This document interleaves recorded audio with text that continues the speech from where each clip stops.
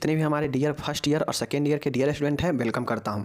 आज संडे है, तो इस संडे में हम लोग 3 से 4 क्वेश्चन ऐसे लेकर आए हैं जो आपके फर्स्ट ईयर के एग्जाम में भी पूछा जाता है और सेकेंड ईयर वाले को भी पूछा जाता है। जैसे जो आज हम लेकर आए हैं एनीमिया के ऊपर लेकर आए हैं। एनीमिया क्वेश्चन फर्स्ट ईयर में पूछता है और सेकेंड ईयर में भी पूछता है, ठीक है। दूसरी चीज़ें है, हम लोग लेकर आए हैं विसंक्रमण करने का विधि, समझ गए ना, मतलब स्टरलाइजेशन करने का कौन कौन से विधि है, तो फर्स्ट ईयर में भी पूछता है, सेकेंड ईयर में भी पूछता है, ठीक है। तो ये भी क्वेश्चन करेंगे।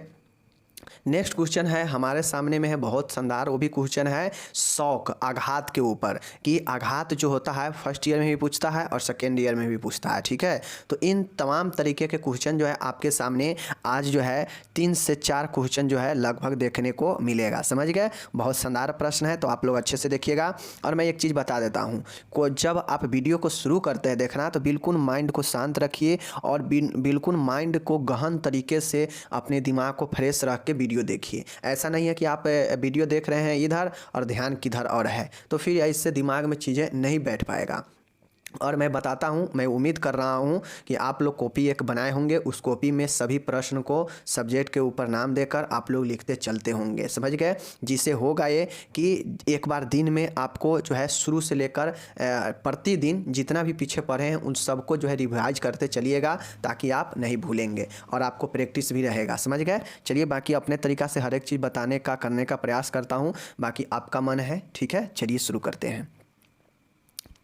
देखिए, पहला प्रश्न है एनीमिया के ऊपर, ठीक है। एनीमिया आपके जो है फर्स्ट ईयर में भी पूछता है और सेकेंड ईयर में भी पूछता है, चाइल्ड हेल्थ में या मेडिकल सर्जिकल में, ठीक है। तो चलिए देखते हैं। और उसके बाद जो एनीमिया होगा वो एनीमिया आपके जो है कम्युनिटी हेल्थ नर्सिंग में पूछ सकता है, समझ गए। चलिए देख लेते हैं।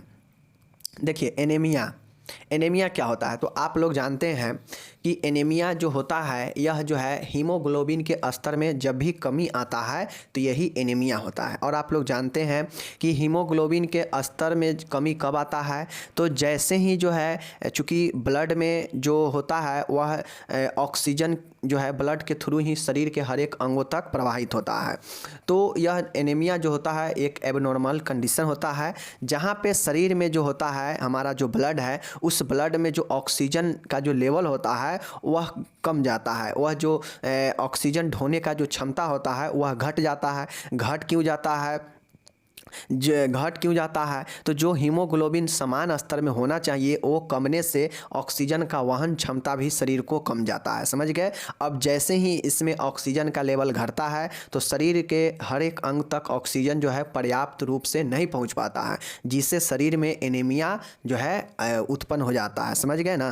तो यही जो है एनीमिया होता है। एनीमिया होता है हीमोग्लोबिन के स्तर में कम होना। जैसे ही हीमोग्लोबिन के स्तर में कमी आएगा, शरीर में ऑक्सीजन का कमी आएगा, क्योंकि ऑक्सीजन जो होता है वह ब्लड आरबीसी जो होता है हीमोग्लोबिन, उसके थ्रू ही शरीर के संपूर्ण भागों तक ऑक्सीजन जाता है। लेकिन जैसे ही हीमोग्लोबिन का स्तर कम होगा, यानी ब्लड का जो पावर है उसमें ऑक्सीजन कम जाएगा, समझ गए, जिससे एनीमिया उत्पन्न हो जाता है और ऑक्सीजन भी जो है शरीर के संपूर्ण अंगों तक सही से नहीं पहुँच पाता है। तो आपका ये एनीमिया होता है, समझ गए। चलिए उसके बाद देखिएगा एनीमिया के प्रकार जो है उनके कारणों के आधार पर अलग अलग है, ठीक है ना। एनीमिया के अलग अलग प्रकार है, देख लीजिए।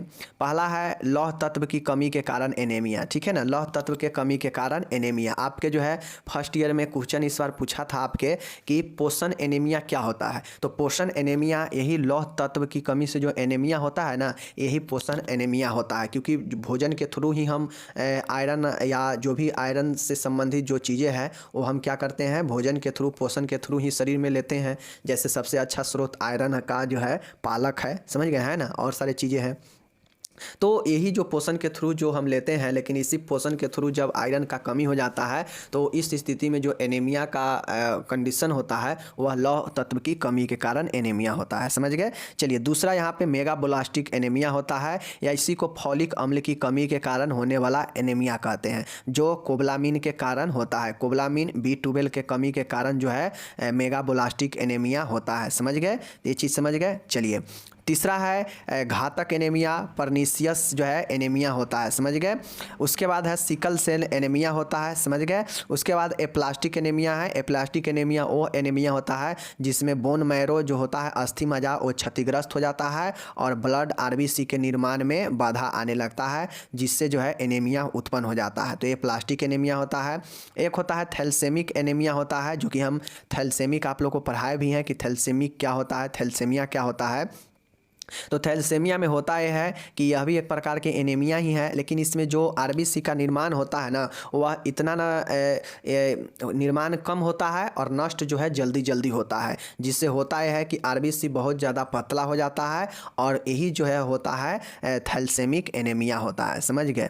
चलिए नेक्स्ट देखिए, हेमोलाइटिक एनीमिया होता है। हेमोलाइटिक एनीमिया का मतलब होता है कि इसमें जो आरबीसी का निर्माण होता है, निर्माण का समय जानते हैं आप लोग, 120 दिन इसका जो है जीवन काल होता है आरबीसी का। तो ये जो है अपने कार्यकाल से, अपने जीवन काल से पहले ही जो है बार बार नष्ट होता है और इसमें जो है ब्लड बहुत ज़्यादा नष्ट होता है, जिससे हीमोग्लोबिन का कमी आता है और यही हीमोलाइटिक एनीमिया होता है। तो आप लोग याद रखिएगा हेमोलाइटिक एनीमिया, ठीक है ना।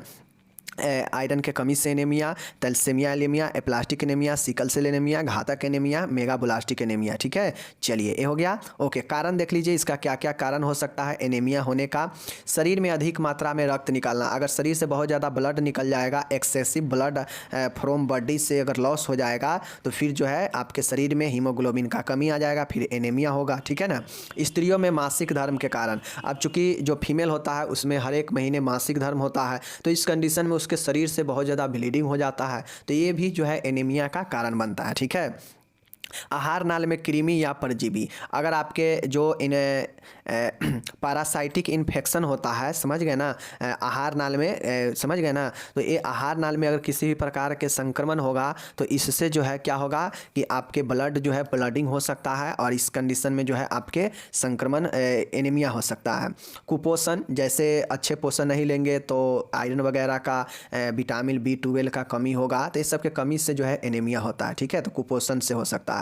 भोजन में विटामिन B की कमी, समझ गए ना, विटामिन B12 की कमी होगा तो मेगाब्लास्टिक एनीमिया हो जाएगा, समझ गए। तो ये चीज़ें हैं।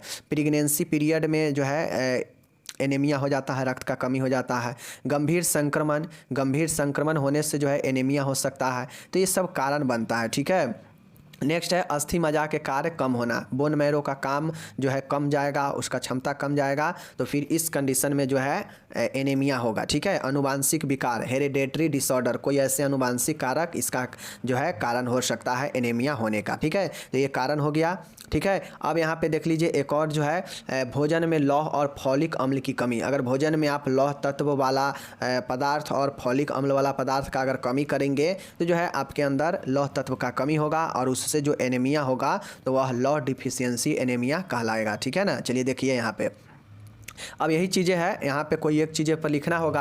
अगर आपसे पोषण एनीमिया पूछेगा तो लौह तत्व के कमी वाला लिखिएगा फर्स्ट ईयर में, ठीक है। चलिए देखिए, शरीर में रक्त निर्माण के समय लौह Fe पर्याप्त मात्रा में उपलब्ध नहीं होने से, हीमोग्लोबिन पर्याप्त मात्रा में निर्माण नहीं होने से रक्त की ऑक्सीजन वहन क्षमता कम हो जाती है। इस स्थिति को ही आयरन डिफिशियंसी एनीमिया कहते हैं। चूँकि आपके ब्लड में जैसे ही हीमोग्लोबिन का स्तर घटेगा तो ऑक्सीजन का भी लेवल घट जाएगा, समझ गए ना। तो यही चीज़ें जो होता है, अगर आप आयरन नहीं लेंगे, अगर भरपूर मात्रा में अगर आप आयरन वाला पदार्थ अगर नहीं लेते हैं अपने पोषण के माध्यम से, तो उस कंडीशन में हीमोग्लोबिन का जो निर्माण होगा वो पर्याप्त नहीं हो पाएगा, जिससे ब्लड में ऑक्सीजन का क्षमता घट जाएगा और इस कंडीशन में जो है आयरन डिफिशियंसी एनीमिया हो जाएगा, समझ गए। चलिए लक्षण देख लीजिए, अगर किसी को एनीमिया होता है तो उसको भूख नहीं लगेगा, एनोरेक्सिया होगा, कमजोरी वीकनेस होगा, शीघ्र थकान ईयरलियर फैटिग होगा, समझ गए। हथेली एवं नाखून रंगहीन एवं कम गुलाबी होगा, शरीर पीलापन होने लगेगा, बार बार संक्रमण होगा, ठीक है। रक्त में हीमोग्लोबिन स्तर घट जाएगा। तो ये सब जो है लक्षण होता है, समझ गए। कमजोरी, थकान जो है ये सब, चक्कर आना, ये सब होने लगेगा एनीमिया में, ठीक है। निदान क्या होता है, तो निदान में जो है फिजिकल एग्जामिनेशन, लक्षणों की जाँच किया जाता है कि क्या लक्षण उसमें दिख रहा है, ब्लड का जांच किया जाता है, एक्सरे का जांच किया जाता है, बोन मैरो का, और बोन मैरो बायोप्सी या एस्पायरेशन होता है, ठीक है ना। बोन मैरो का बायोप्सी किया जाता है कि बोन मैरो सही से काम कर रहा है या नहीं कर रहा है, ठीक है। इसका उपचार क्या होता है, तो भोजन में जो है भोजन में आयरन पदार्थों का मात्रा जो है लेना चाहिए, ठीक है। आयरन सप्लीमेंट गोलियां जैसे फेरस सल्फेट ये सब देना चाहिए रोगी को, ठीक है ना। गर्भवती महिला को यह टैबलेट 100 दिन तक दी जानी चाहिए, ठीक है ना, क्योंकि उसके शरीर में हीमोग्लोबिन का कमी होता है। अधिक एनीमिया में आयरन माल एब्सॉर्प्शन की स्थिति में आयरन IM या IV दिया जाता है, जैसे आयरन डेक्स्ट्रान, आयरन सर्बिटॉल और साइट्रिक एसिड कम्प्लेक्स, ठीक है ना। अगर गंभीर अधिक एनीमिया है तो उस कंडीशन में IV IM या इंट्रावेन माध्यम से जो है इंजेक्शन दिया जाता है, ताकि जो है शरीर में एनीमिया जो थोड़ा गंभीर है उसको थोड़ा सा ऊपर किया जाए, ठीक है। नेक्स्ट देखिएगा यहाँ पे गंभीर एनीमिया सीवियर एनीमिया की स्थिति में ब्लड ट्रांसफ्यूजन मतलब ब्लड चढ़ाया जाता है, ठीक है। यदि किसी प्रकार का संक्रमण हो तो प्रोलेफ्लाइटिक एंटीबायोटिक दिए जाते हैं, जैसे सेफेक्सिम, एमेकासिन, मेट्रोनिडाजोल आदि, समझ गए ना। अगर किसी भी प्रकार के संक्रमण से अगर एनीमिया हुआ हो तो उस कंडीशन में प्रोफिलाइटिक एंटीबायोटिक दिए जाते हैं, जैसे सेफेक्सिम, एमेकासिन, मेट्रोनिडाजोल, समझ गए। तो ये उपचार है एनीमिया का। बाकी भोजन अच्छे से करना चाहिए, समझ गए, लौह तत्व वाला भोजन ये सब करना चाहिए। हुक वर्म इन्फेस्टेशन हो तो इसका उचित उपचार क्रिया करना चाहिए, समझ गए ना।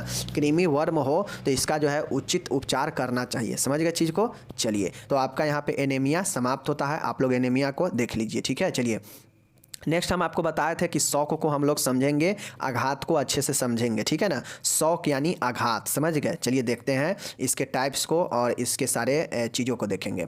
देखिए, शौक एक ऐसी अवस्था है जिसमें अचानक अधिक मात्रा में खून बहना, जलना, एलर्जी और भावनात्मक प्रभाव के कारण शरीर के ऊतकों एवं कोशिकाओं में रक्त सप्लाई में अत्यधिक कमी आ जाती है और शौक की स्थिति उत्पन्न हो जाती है। देखिए, शौक व्यक्ति में कब लगता है, आघात कब होता है, या तो चोट लगेगा या गंभीर संक्रमण होगा, ठीक है ना, या गंभीर रूप से जल जाएगा, ठीक है ना। तो इस सब कंडीशन में शरीर में जो है होता ये है कि शरीर से जैसे जला पेशेंट जलेगा तो उसके शरीर में जो भी तरल पदार्थ होगा उसको जलने से क्या होगा कि वो सारा तापमान जो है उसके तरल पदार्थों को क्या करेगा, नष्ट कर देगा। तो इस कंडीशन में उसका क्या हो जाएगा, शौक लग जाएगा, आघात लग जाएगा। तो ये हाइपोवोलेमिक शौक होता है, समझ गए ना। इसी प्रकार से अगर खून का जैसे चोट लगा, एक्सीडेंट हुआ, इस कंडीशन में शरीर से बहुत ज़्यादा खून निकल गया तो क्या होगा कि अचानक चोट लगा और अत्यधिक खून निकल गया, मतलब इस कंडीशन में भी हाइपोवोलेमिक या ब्लीडिंग होने के कारण जो है शॉक लगेगा, व्यक्ति बेहोश हो जाएगा, समझ गए। उसके बाद गंभीर एलर्जी, कोई ऐसे एलर्जी होने से, समझ गए ना, जिसके कारण व्यक्ति को बहुत ज़्यादा परेशानी होने से ये जो है हो सकता है, ठीक है। या कुछ ऐसे अटैक करने से, समझ गए ना, गंभीर संक्रमण ये सब के होने से जो है शरीर में जो रक्त सप्लाई होता है वो कम जाता है, और इस कंडीशन में जब रक्त सप्लाई कम जाएगा तो ऑक्सीजन भी कम जाएगा और व्यक्ति को शॉक लग जाता है। तो यही जो है शॉक होता है, ठीक है ना। चलिए, ये हो गया शौक। अब देखिए शौक के अलग अलग प्रकार होते हैं, कौन कौन शौक होते हैं यहाँ पे देख लीजिए। पहला होता है कार्डियोजेनिक शौक, ठीक है ना। कार्डियोजेनिक शौक फर्स्ट ईयर वाले, सेकेंड ईयर वाले दोनों के लिए इंपॉर्टेंट है। कार्डियोजेनिक शौक का मतलब है कि हृदय की बीमारी, हृदय में चोट, मायोकार्डियल इन्फार्क्शन के कारण शरीर को रक्त प्रवाह की कमी होने से उत्पन्न होने वाला शौक कार्डियोजेनिक शौक कहलाता है। हृदय से संबंधित अगर किसी भी प्रकार से प्रॉब्लम आने से अगर शौक लगता है तो उसे कार्डियोजेनिक शौक कहते हैं। जैसे हृदय के कोई बीमारी हो, हार्ट अटैक वगैरह या चोट वगैरह हृदय में लगे, या मायोकार्डियल इन्फार्क्शन, समझ रहे ना, MI, या इसी को हार्ट अटैक बोलते हैं। इस कारण से अगर रक्त प्रवाह का कमी हो जाता है शरीर को, चूँकि हृदय ही रक्त प्रवाह करता है, शरीर को पंप करता है, तो समझ गए ना। तो इस कंडीशन में जब हृदय में चोट लगेगा या कोई बीमारी होगा या MI हार्ट अटैक होगा तो क्या होगा कि ब्लड सप्लाई रुक देगा, हृदय नहीं ब्लड सप्लाई कर पाएगा पर्याप्त मात्रा में, और इस कंडीशन में जो शॉक लगता है, तो शॉक मतलब क्या कि बेहोश होना, आघात होना, समझ गए ना। तो यही जो है कार्डियोजेनिक शॉक होता है, समझ गए। चलिए नेक्स्ट यहाँ पे देखिए हाइपोवोलेमिक शॉक क्या होता है। तो मैंने पहले ही बताया कि शरीर से अगर अत्यधिक मात्रा में तरल पदार्थ निकल जाता है या रक्त निकल जाता है, तो रक्त भी तो एक तरल ही है, तो शरीर से अगर अत्यधिक मात्रा में पानी वगैरह या तरल चीज़ें या रक्त निकल जाएगा तो फिर जो है उससे जो शॉक होता है तो हाइपोवोलेमिक शॉक होता है, समझ गए ना। तो चीज़ों को याद रखिएगा। ओके, चलिए अब हम लोग यहाँ पे देखते हैं एनफाइलाइटिक शॉक देखते हैं। क्या देखते हैं, एनफाइलाइटिक शॉक देखते हैं, ठीक है। चलिए हम लोग देखते हैं एनफाइलाइटिक शॉक क्या होता है, देख लीजिए यहाँ पे। देखिए एनफाइलाइटिक शॉक का मतलब है कि किसी भी गंभीर एलर्जिक रिएक्शन के फलस्वरूप उत्पन्न होने वाला शॉक एनफाइलाइटिक शॉक कहलाता है। इसे निम्न प्रकार भी व्यक्त किया जा सकता है, समझ गए ना। देखिए, व्यक्ति में अगर एनाफिलाइटिक शॉक का मतलब है कि किसी व्यक्ति को देखते होइएगा कि बहुत सारे सामानों से, बहुत सारे चीज़ों से एलर्जी होता है, ठीक है ना। तो जो भी चीज़ से अगर एलर्जी होगा व्यक्ति को, और वो जो है अगर वो एलर्जी व्यक्ति को बहुत ज़्यादा नुकसान पहुंचा देगा, तो जो है उससे जो अगर शॉक लग जाएगा तो वो एनाफिलाइटिक शॉक होता है, समझ गए ना। तो यह एलर्जिक रिएक्शन से उत्पन्न होने वाला शॉक होता है, समझ गए। अब एलर्जी व्यक्ति को जिस चीज़ से व्यक्ति को जो है प्रॉब्लम हो, वही तो एलर्जी उत्पन्न कर देता है ना। अगर वही चीज़, किसी चीज़ से प्रॉब्लम हो, उसके सामने बार बार जाते हैं, उससे बार बार छूते हैं, उसके संपर्क में आते हैं, तो वो एलर्जी उत्पन्न करता है, समझ गए ना। एलर्जी मतलब रिएक्शन, समझ गए ना। नेक्स्ट देखिएगा, सेप्टिक शॉक है। सेप्टिक शॉक का मतलब कि अत्यधिक गंभीर संक्रमण लगने के कारण जो उत्पन्न होने वाला शॉक होता है वो सेप्टिक शॉक कहलाता है। जैसे मूत्र नाली का मतलब मूत्र नली में संक्रमण, श्वसन नली में संक्रमण, तो मूत्र नली के संक्रमण यूटीआई और श्वसन नली के संक्रमण आरटीआई, ठीक है ना। तो सेप्टिक शॉक समझ गए कि गंभीर संक्रमण से होने वाले शॉक को सेप्टिक शॉक कहते हैं। ओके, चलिए पांचवा और आखिरी है कि यहाँ पे देखिए न्यूरोजेनिक शॉक। न्यूरोजेनिक शॉक का मतलब होता है कि इसमें तंत्रिका तंत्र को गंभीर नुकसान पहुंचाने के कारण उत्पन्न होने वाले शॉक न्यूरोजेनिक शॉक कहलाता है। जैसे नर्व में चोट, तंत्र का उत्तेजित होना आदि, ठीक है। किसी व्यक्ति को अगर ब्रेन में गंभीर चोट लग जाता है तो उस कंडीशन में व्यक्ति जो होता है क्या होता है, बेहोश हो जाता है। तो ऐसा क्यों होता है, क्योंकि वो व्यक्ति का न्यूरोलॉजिकल शॉक हो जाता है, उसके तंत्रिका तंत्र जो है प्रॉब्लम, क्षति होता है, या स्पाइनल में चोट लगेगा या ब्रेन में चोट लगेगा, क्योंकि स्पाइनल से लेके ब्रेन तक ही नर्व जो है पूरा जाल सा बना हुआ है। तो इस कंडीशन में अगर न्यूरॉन में अगर किसी भी प्रकार के प्रॉब्लम होगा और उससे जो शॉक लगेगा तो वो न्यूरोलॉजिकल शॉक होता है। जैसे नर्व में चोट लगना और तंत्रिका तंत्र का उत्तेजित होना, समझ गए ना।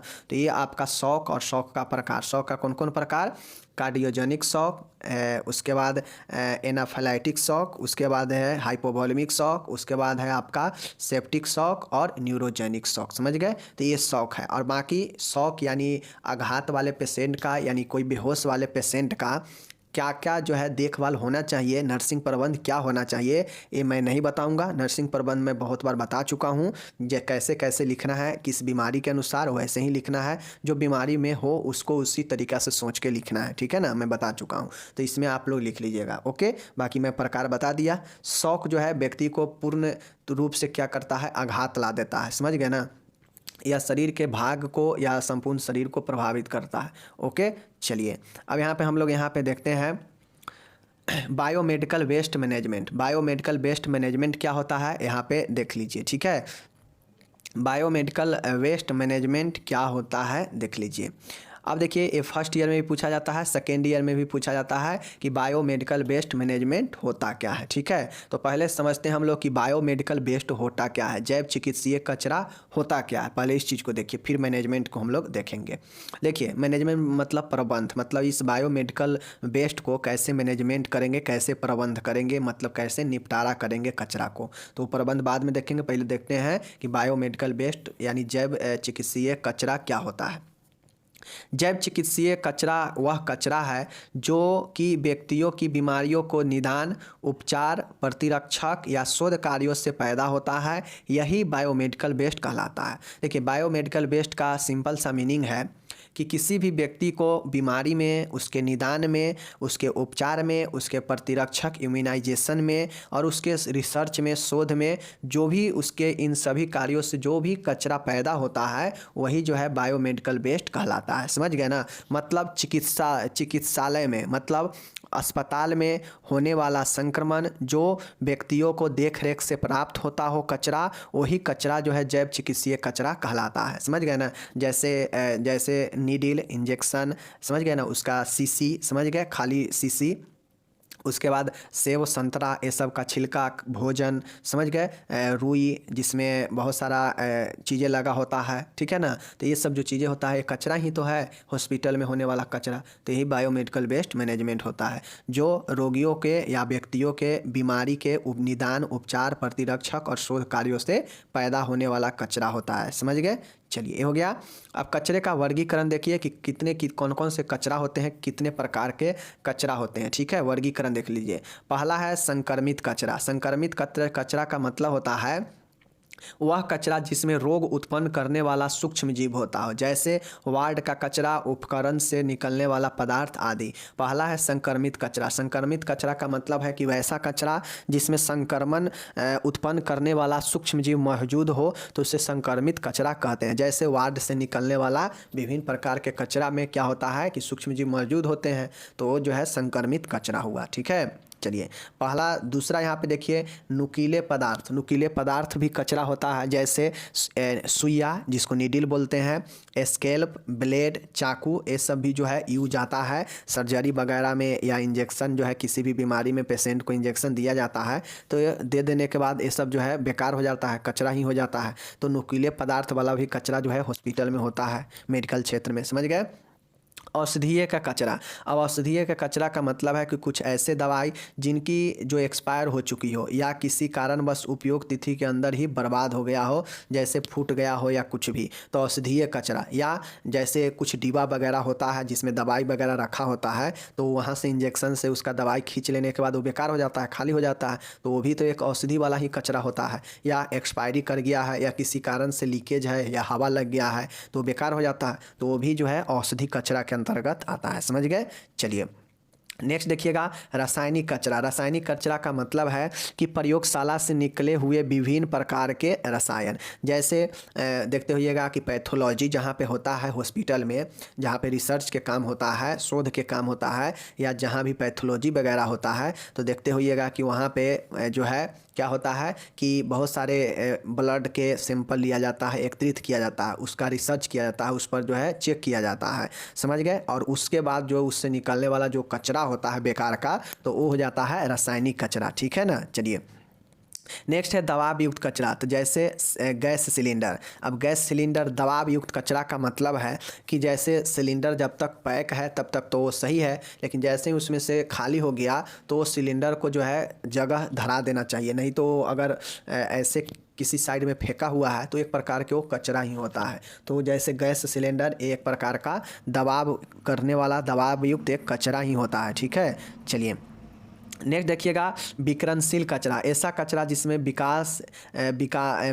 विकासशील होते हैं, जैसे विकारशील होते हैं, जैसे प्रयोगशाला अनुसंधान, समझ गए ना। विकिरणशील कचरा जैसे आप लोग देखते होइएगा कि अल्ट्रासाउंड वगैरह हो गया, या क्या बोलते हैं उसको, सीटी स्कैन हो गया, एक्सरे हो गया, तो इस सब क्षेत्रों से जो निकलने वाला जो कचरा होता है तो वो कचरा हो जाता है विकिरणशील कचरा, समझ गए। क्योंकि यहाँ पे रेडिएशन का काम होता है, एक्सरे में चाहे सीटी स्कैन में, एमआरआई में, ये सब में पूर्ण तरीका से सब रेडिएशन पर ही काम करता है। तो ये विकिरण, यहाँ से जो कचरा निकलता है वो विकिरणशील वाला कचरा होता है, समझ गए। नेक्स्ट है भारू धातु युक्त कचरा, जैसे बैटरी, टूटे हुए तापमापी। बैटरी मतलब जानते हैं कि यह जो है जो आपके नए नए जो बीपी चेक करने वाला मशीन होता है उसमें बैटरी लगता है, समझ गए। और वो बैटरी अगर ख़त्म हो जाता है तो बेकार हो जाता है, कचरा हो जाता है। या थर्मामीटर अगर टूट जाता है तो थर्मामीटर भारी होता है और वो धातु होता है, तो वो क्या होता है, टूटने के बाद बेकार ही हो जाता है। तो यही भारी धातु युक्त कचरा होता है। ठीक है, आठवां है आपका विकृति जन्य कचरा। ठीक है, विकृति जन्य कचरा का मतलब होता है, समझ रहे ना, कि जैसे मानव के ऊतकों एवं तरल पदार्थों से उत्पन्न कचरा, जैसे शरीर के अंग, रक्त एवं अन्य तरल पदार्थ है। विकृति जन्य कचरा के मतलब है कि शरीर से निकला हुआ कचरा, जैसे शरीर का कोई अंग भी हो सकता है जो कटा फटा है तो उसको वो तो बेकार हो गया है तो वो भी कचरा होता है, या शरीर से निकलने वाला ब्लड, समझ गए, या शरीर से निकलने वाला बलगम, तो ये सब विकृति जन्य कचरा होता है, समझ गए। तो ये कचरा याद रखिएगा, समझ गए ना, कौन कौन कचरा है आपके सामने है, एक बार इसको रिपीट कर लीजिए बैक करके ताकि समझ में आ जाए, समझ गए। चलिए नेक्स्ट यहाँ पे आप देखिएगा कचरे का प्रबंध कैसे किया जाएगा। वो तो हम लोग देख लिए कि कचरा जो है चिकित्सीय, जैव चिकित्सीय कचरा क्या होता है और उसका कौन कौन से प्रकार है, कौन कौन से कचरे का वर्गीकरण है, ठीक है, देख लिए। अब इन सभी कचरों का जो है प्रबंध मतलब निपटारा कैसे किया जाता है, तो चलिए कचरे का प्रबंध, वेस्ट मैनेजमेंट देखते हैं। ठीक है, पहला है भस्मीकरण, इंसिनरेशन, समझ गए ना। इंसिनरेशन का मतलब है भस्मीकरण। इस विधि में सूक्ष्म जीवों को जलाकर नष्ट किया जाता है तथा उन पदार्थों का उपचार किया जाता है जो दोबारा प्रयोग में नहीं लिया जा सकता है। मुख्य भस्मीकरण जो है होता है, समझ गए ना। देखिए भस्मीकरण जो होता है वह क्या होता है कि किसी भी चीज़ ऐसा कचरा जो कचरा फिर से दोबारा उसका उपयोग में नहीं लाना है तो उसको क्या करेंगे, पूर्ण रूप से उसको जलाकर नष्ट ही कर देंगे, तो वही जो है भस्मीकरण हो जाता है। और इसमें जो होता है सूक्ष्म जीव को पूर्ण तरीका से नष्ट कर दिया जाता है जलाकर। ठीक है, तो ये जो है इंसिनरेशन भस्मीकरण हो गया। ओके, चलिए नेक्स्ट देखिएगा, यहाँ पे रासायनिक विसंक्रमीकरण है, समझ गए।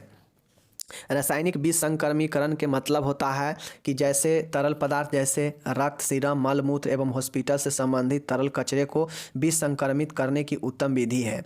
इस विधि में नुकीले उपकरण का भी रासायनिक विसंक्रमण किया जाता है। ठीक है ना।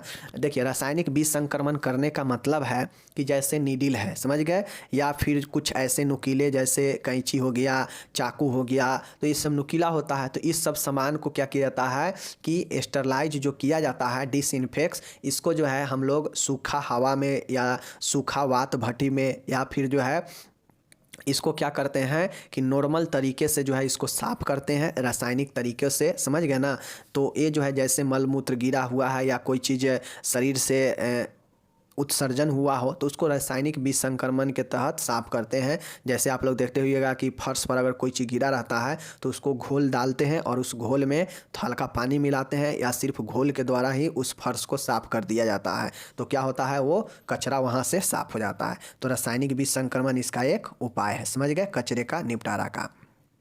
नेक्स्ट देखिएगा नम एवं शुष्क तापीय उपचार, wet and dry thermal treatment. नम एवं शुष्क, नम मतलब क्या होता है जिसमें मॉइस्चर हो, जिसमें नमी हो, समझ गए ना। और शुष्क मतलब होता है कि जिसमें बिल्कुल सूखा हो, समझ गए। तो वैसा तापीय उपचार जो जिसमें या तो नमी भी हो या वो क्या हो, पूर्ण रूप से सूखा हुआ ताप हो यानी टेम्परेचर हो। ऐसा टेम्परेचर जो जिसमें या तो भाप वाला हो या तो पूर्ण रूप से सूखा हुआ टेम्परेचर हो, तो उसके द्वारा भी कचरा को जो है हम लोग साफ करते हैं। जैसे नम एवं शुष्क तापीय उपचार, समझ गए ना। इसमें जो होता है, इसमें जो कचरे को साफ निपटारा किया जाता है उसमें तीव्र तापमान और तीव्र दाब पर भाप के संपर्क में रखा जाता है। यह उपकरण की तरह कार्य करता है, समझ गए। तो ये जो है आपका हो गया क्या चीज़ है यहाँ पे, नम एवं शुष्क तापीय उपचार। ओके, चलिए नेक्स्ट हम लोग यहाँ पे देखते हैं सूक्ष्म तरंगीय किरणन, समझ गए ना, माइक्रोवेव रेडिएशन। अब हमें जो है कुछ ऐसे सूक्ष्म विकिरणशील अगर हमको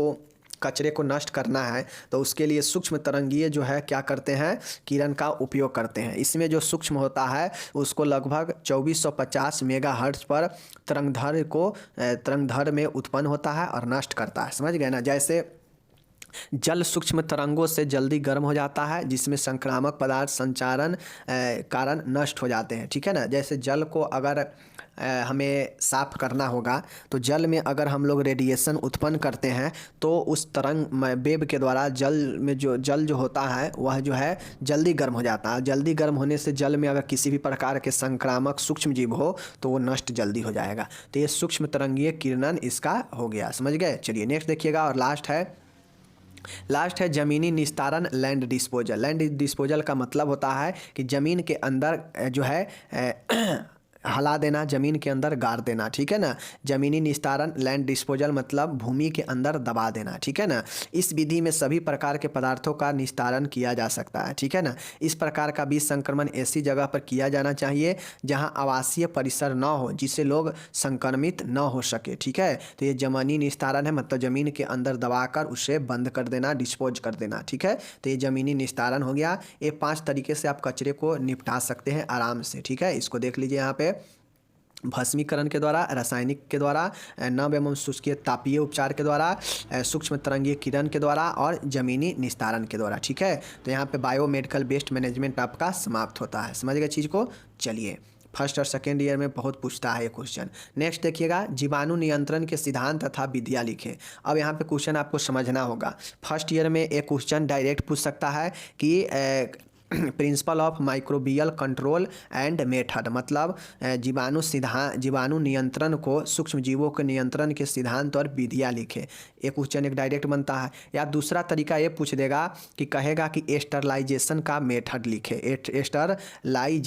एस्टरलाइजेशन का जो है क्या लिखे, मतलब बीज संक्रमण का विधि लिखे या कीटाणुनाशन का विधि लिखे। ठीक है ना। तो दोनों में वही चीज़ होगा, सबका आंसर यही होगा कि जीवाणु नियंत्रण का या कीटाणुनाशन का या बीज संक्रमण का जो नियंत्रण का जो विधि है, देखिए यहाँ पे देख लीजिए। सूक्ष्म जीवों की वृद्धि को नियंत्रित करने, संक्रमण एवं वस्तुओं को सड़ने से बचाया जा सकता है। सूक्ष्म जीवों को निम्न 2 तरीकों से नियंत्रित किया जाता है। या यहीं पर अगर बीज संक्रमण के बारे में लिखना रहेगा तो लिखेंगे कि बीज संक्रमण के द्वारा जो है सूक्ष्म जीवों को नियंत्रण को नष्ट किया जाता है, या सूक्ष्म जीवों को नष्ट करके जो है वस्तुओं को जो है सड़ने से बचाया जाता है, खराब होने से बचाया जाता है। ठीक है ना। इसको निम्न तरीके से जो है किसी भी चीज़ को विसंक्रमित किया जा सकता है या सूक्ष्म जीवों को नियंत्रित किया जा सकता है। ठीक है। पहला है भौतिक विधि और दूसरा है रासायनिक विधि। इसमें सिर्फ आपको क्या याद रखना है, 2 तरीके से किसी भी चीज़ को विसंक्रमित कर सकते हैं। ठीक है ना। किसी भी चीज़ को 2 तरीकों से। ठीक है। या किसी भी सूक्ष्म जीवों को जो कंट्रोल करने का मेथड है, 2 तरीका है। पहला है भौतिक मेथड और दूसरा है केमिकल। भौतिक मेथड में वे सारे मेथड करते हैं जो अभी ऊपर कचरा प्रबंध देखे हैं ना, तो वो सब जो है आपका भौतिक मेथड था। जो रासायनिक मेथड होगा उसमें रसायन का उपयोग किया जाएगा। ठीक है। तो चलिए हम लोग देख लेते हैं। पहला भौतिक मेथड देखते हैं। ठीक है। भौतिक मेथड जो होता है निम्नलिखित है। भौतिक मेथड में उन सारे मेथडों का यूज करते हैं जो रसायन का उपयोग नहीं किया जाता है। कुछ ऐसे केमिकल चीज़ों का या केमिकल कंपाउंड का या केमिकल मटेरियल का यूज नहीं किया जाता है, तो उसको जो है हम लोग फिजिकल मेथड कहते हैं। ठीक है ना। देख लीजिए। पहला मेथड है ड्राई हीट। ड्राई हीट मतलब शुष्क उष्मा, मतलब जो उष्मा होगा वह जो है शुष्क होगा, सूखा हुआ उष्मा। ठीक है ना।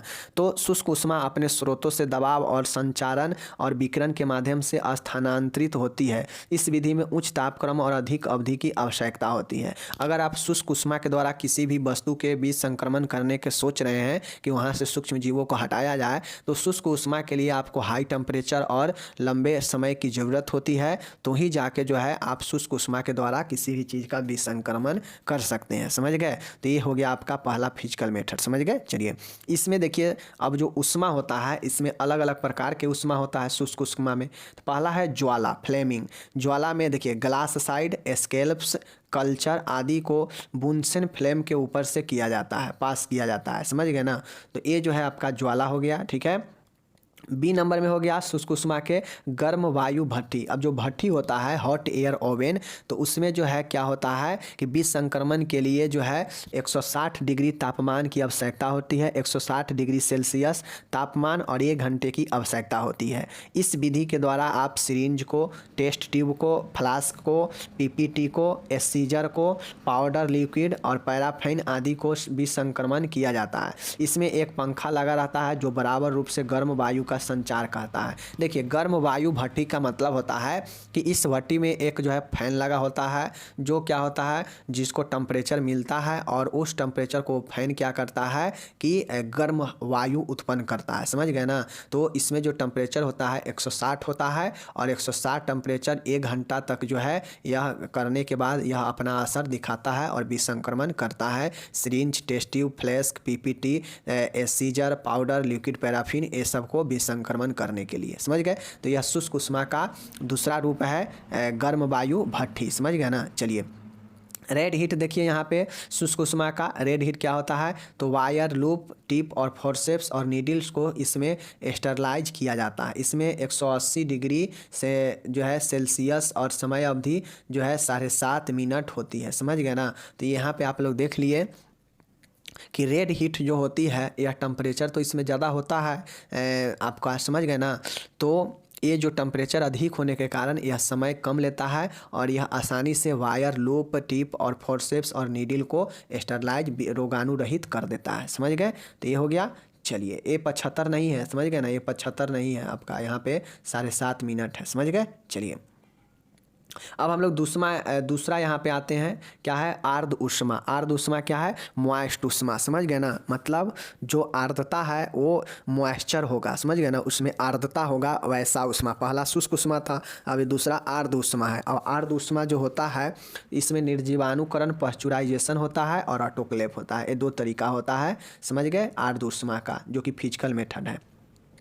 निर्जीवाणुकरण यह दूध की ऊष्मा उपचार की विधि है जिसमें रोग कारक बैक्टीरिया को नष्ट किया जाता है। समझ गए ना। किसी को अगर दूध देखते हुए अगर दूध लेता है तो कई दिन का दूध को पैक करके रखा रहता है और कैसे रहता है तो वह जो है पश्चुराई किया हुआ रहता है एक अच्छे तापमान पर। समझ गए। तो यही जो है आपका निर्जीवाणुकरण होता है जिसमें आर्द्र ऊष्मा होता है। ठीक है। चलिए ऑटोक्लेव भी जो होता है यह उच्च दाब अधिक दाब और आर्द्रता का प्रयोग किया जाता है बीज संक्रमण के लिए जिससे आवश्यक तापमान बना रहे। ऑटोक्लेव में जो भी वस्तुएं पैक की जाती है उसको शीघ्रता से भेद कर सकते हैं। तो ये दो प्रकार के आर्द्र ऊष्मा में होता है। ठीक है।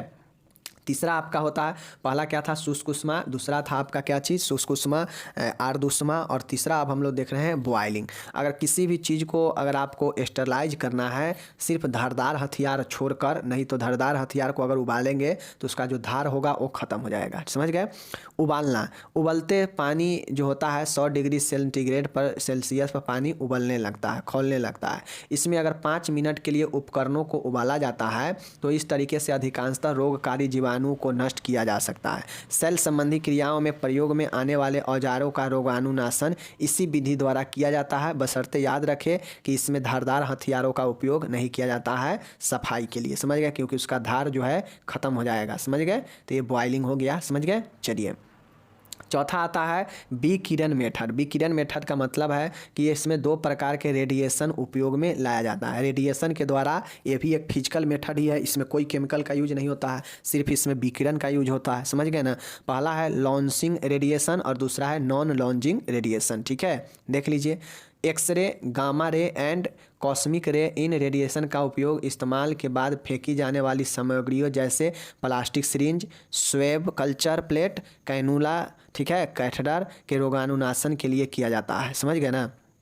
इस प्रकार के जो विकिरण होता है एक्सरे, गामा रे, ठीक है ना, एंड कॉस्मिक रे, तो इस रे के द्वारा जो है इन रेडिएशन का उपयोग जो है वह जो है इस्तेमाल के बाद फेंकी जाने वाली जो सामान होता है ना, जैसे plastic syringe, swab culture plate, cannulas, ठीक है, कैथेटर, ये सबको रोगाणुनाशन या स्टरलाइज करने के लिए लॉजिंग रेडिएशन का उपयोग किया जाता है। ठीक है। और दूसरा है नॉन आयोजिंग रेडिएशन। ठीक है। Non ionising radiation. ठीक है। यहाँ पे देख लीजिए नॉन आयोजिंग रेडिएशन। ठीक है। चलिए, नॉन आयोजिंग रेडिएशन का मतलब होता है कि infrared ultraviolet radiation, infrared radiation का उपयोग जो है सिरिंज, कैथेटर, रोगाणुनाशन के लिए किया जाता है, जबकि ultraviolet radiation bacteriological laboratory, inoculation node, इन्हें लेमिनर फ्लो, ठीक है, ऑपरेशन थिएटर के रोगाणुनाशन के उपयोग में किया जाता है।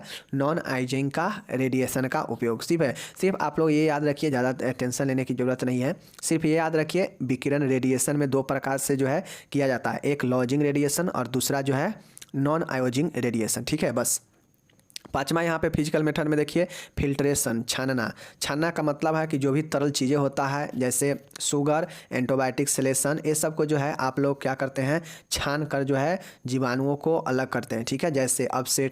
जैसे asbestos filter, disc filter, glass filter. ठीक है ना। ये क्या करता है कि यह जो है तरल दवाओं, प्रयोगशाला माध्यमों जो कि ऊष्मा आयनकारी विधि से क्षतिग्रस्त हो सकता है को फिल्टर से छाना जाता है ताकि सूक्ष्म जीवाणु अलग हो सके। ठीक है ना। तो यह छानना मेथड फिजिकल ही है। समझ गए।